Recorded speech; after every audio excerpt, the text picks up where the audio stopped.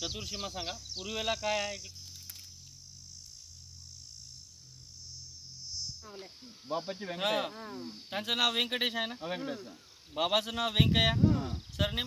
मी वनरक्षक आकाश राठोड, गडचांदूर.